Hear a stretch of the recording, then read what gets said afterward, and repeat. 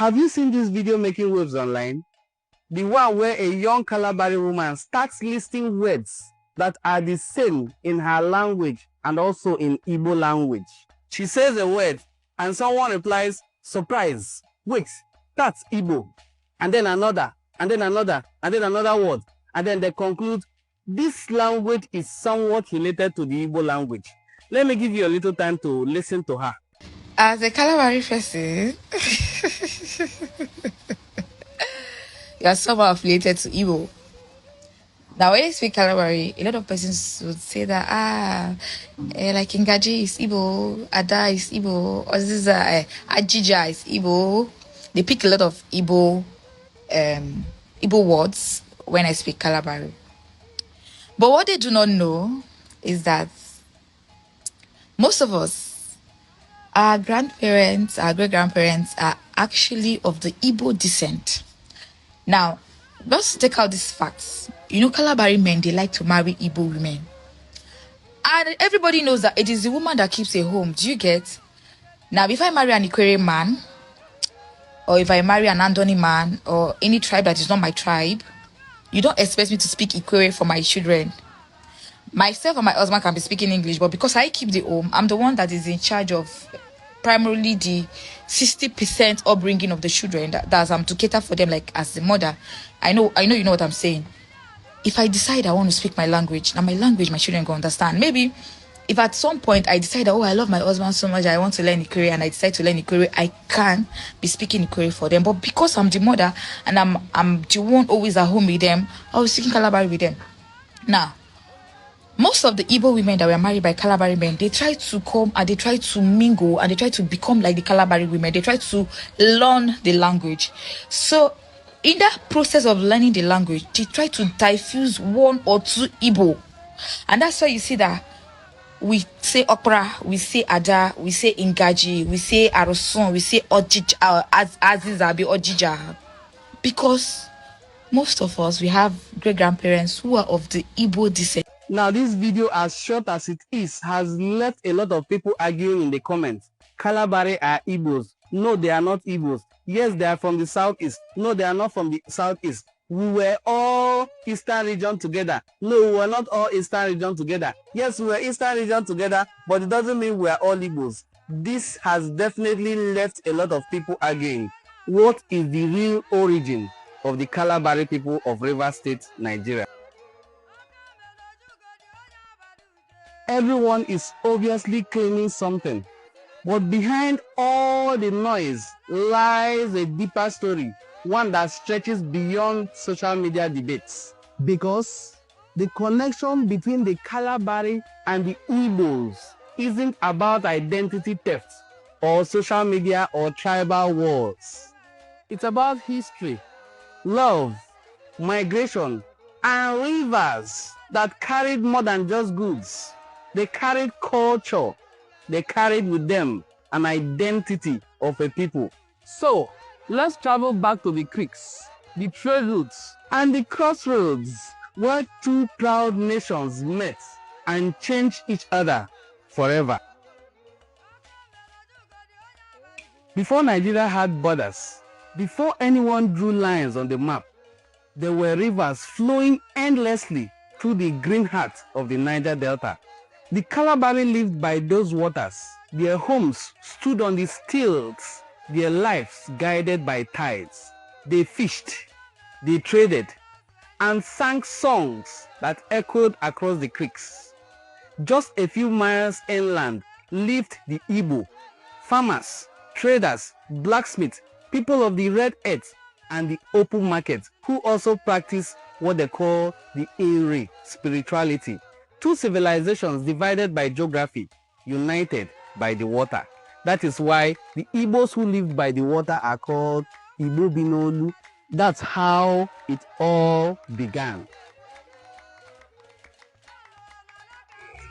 The rivers became highways of opportunity. Centuries ago, Kalabari traders turned their canoes into floating empires, navigating from the coast to the interior, trading with both the Europeans and the inland Igbo towns. They controlled the gateways where the Atlantic met the Niger, palm oil, ivory, and sometimes human captives followed down the Igbo hinterland to the Kalabari parts of Buguma, Abonema, and Degema, even as far as Bokana, which is also in the same enclave. In return for this, the Kalabari sent back salt, cloth, and guns connecting worlds that might never have met otherwise. Trade brought profit, no doubt, but it also brought language and friendship, and sometimes even misunderstanding between the two nations. This is where that young woman's observation becomes so fascinating. When she says some Kalabari words sound Igbo and are Igbo, she's not wrong. Words like ahia, meaning market, words like ego, meaning money, words like nna, meaning father, all trace their roots to the Igbo language. Words like okpara, words like ada, words like aziza, words like igaji that she mentioned, all trace their roots back to the Igbo language. But that doesn't make the Kalabari people Igbo, are they? According to researchers, it simply means that for centuries, the two groups talked, traded, married, and lived close enough for their language to rub off on each other. In linguistics, it is called borrowing. Humans call it connection. Just like English borrowed the words ballet from French, algebra from Arabic, banana from African languages, gari, ashoke, and the rest from African languages, Kalabari borrowed some words from the Igbo language because their lives intertwined. Language is a living memory. It carries traces of every handshake, every trade, and even every marriage. The Kalabari were more than just fishermen. They were kings on water. Their kingdoms, Elen Kalabari, rose as one of the most powerful city-states in the Niger Delta region of today. Under rulers like King Amakri I, Kalabari expanded their influence, dealing with the British, the Dutch, and inland Igbo traders alike. They created for themselves a political structure rooted in Ijo tradition, with chiefs, warriors, and councils that managed trade and justice. So, while they might share words with the Igbo, their social and spiritual foundations remain unmistakably Ijo, not Igbo. But here is where it gets beautifully complicated. Very, very complicated. Trade brought people together, but love kept them together.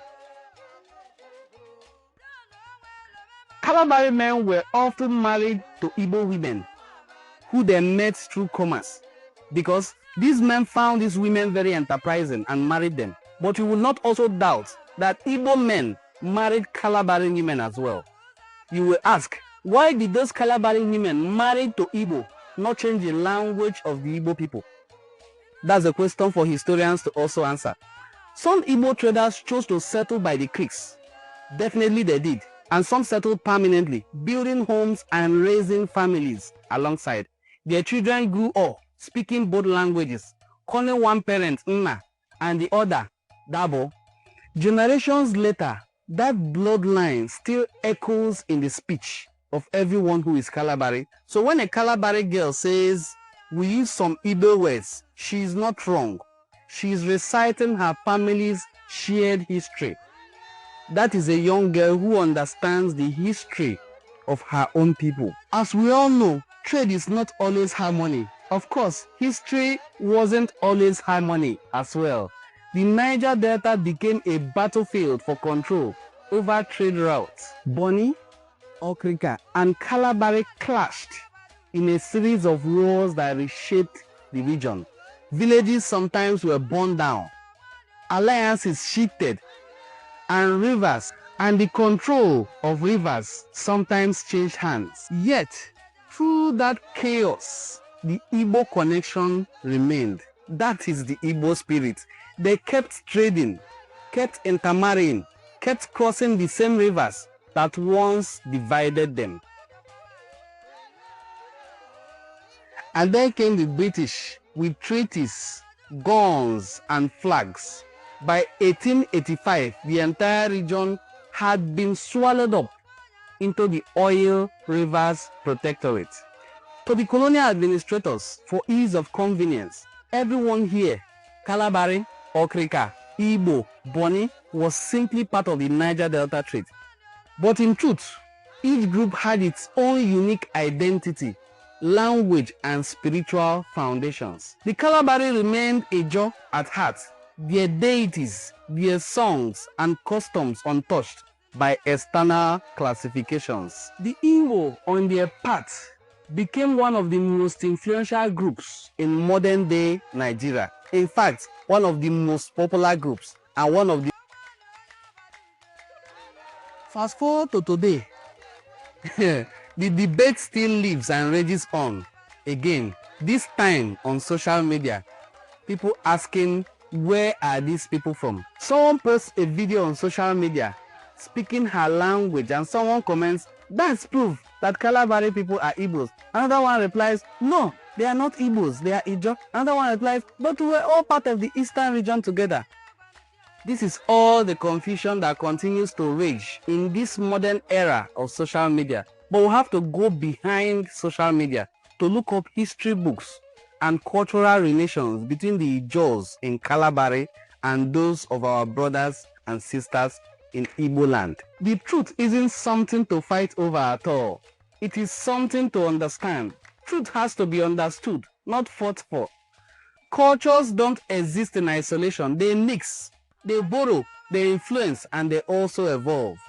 The Igbo language has mixed so much because of its very powerful influence with the Calabari language and influenced it a whole lot, such that you will see a Calabari person and then begin to assume that they are Igbos. Now, this is not to confuse you. That's not confusion at all. This is humanity at its peak, because humans will continue to interact. So as we started with, I ask again, are the Kalabari people Igbos? I will leave you to answer while I give my own answer. My own answer is no. The Kalabari people are not Igbos. They are proud Ijaw people with their own language, ancestry, and heritage. But did they share space at any time in history? Did they share stories and words with the Igbo for hundreds of years? Absolutely yes, they did. We have interacted, intermarried, and now we have a shared history. And that's what makes Niger Delta people so special. It's a place where no culture exists untouched, isolated. Where water carries memory and every tide whispers a piece into someone's songs and someone's ears.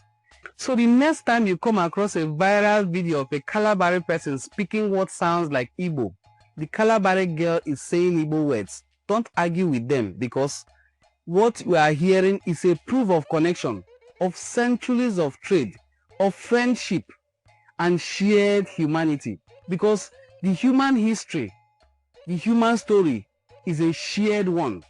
No culture, no language exists in isolation.